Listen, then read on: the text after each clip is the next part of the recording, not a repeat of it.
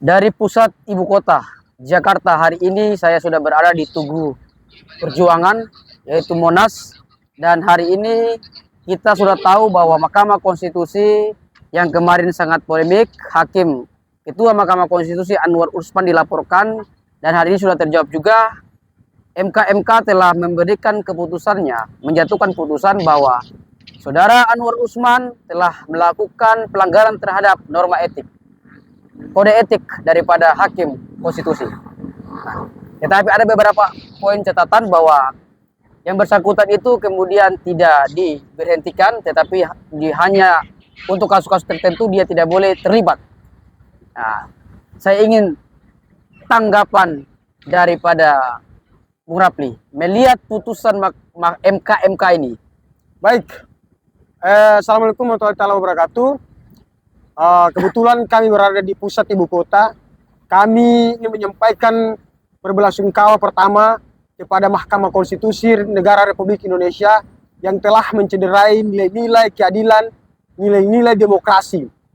Untuk itu, dengan melihat fenomena ini, dengan adanya putusan MK yang kemudian harusnya memberikan sedikit secerca harapan kepada kami, generasi Gen Z yang mencintai akan demokrasi yang baik, maka saya kira putusan MK akan memberikan sedikit secerca harapan bahwa nantinya putusan itu akan berdampak pada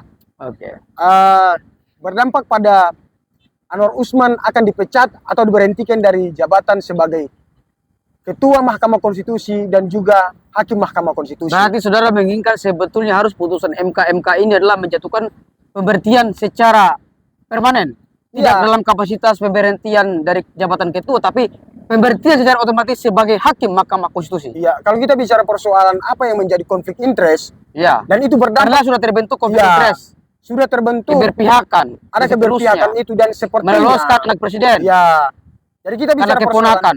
Jadi kita bicara persoalan itu harusnya Jimli Asyidiki dalam hal ini sudah kita tahu bahwa walaupun dia dilantik oleh Hakim MK, dalam ini Anwar Usman juga tidak berani mengambil sikap. Artinya bahwa MK kita menilai bahwa juga lemah. Artinya dia tidak mengambil sikap karena kami tahu bahwa saat ini putusan MK akan didukung penuh oleh masyarakat Indonesia. Betul. Karena kita lihat bahwa persoalan ini memang sudah terbukti adanya keberpihakan kepada kelompok tertentu atau misalnya keluarga, dan ini dibuktikan lewat proses hukum, ada proses etik yang sudah dijalani dan semua sudah terbukti, terukur dan teruji.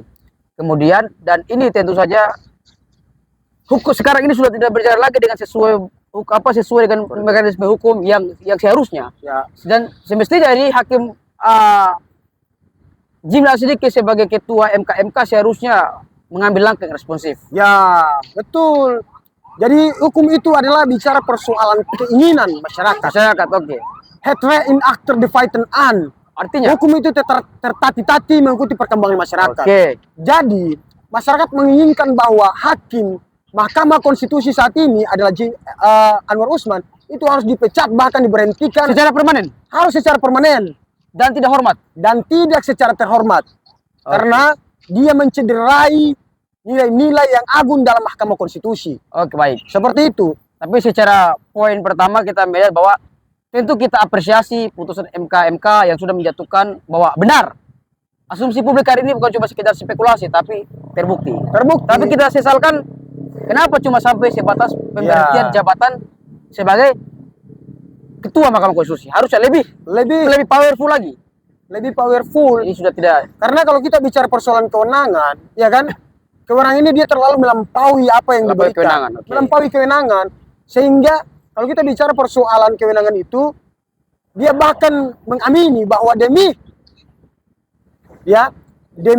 ponakannya, konstitusi saya tabrak. Konstitusi dilanggar. Konstitusi saya lacurkan seperti konstitusi itu. Ditelanjangi. Iya, seperti konstitusi itu. Konstitusi apa lagi?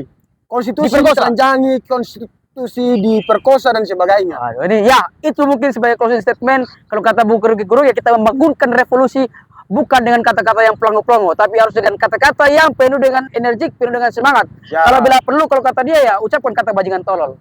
Kira-kira tolol. Yang suka silakan subscribe, Yang tidak suka silakan juga subscribe, yang lain sebagainya terserah apa yang mau saudara-saudara lakukan.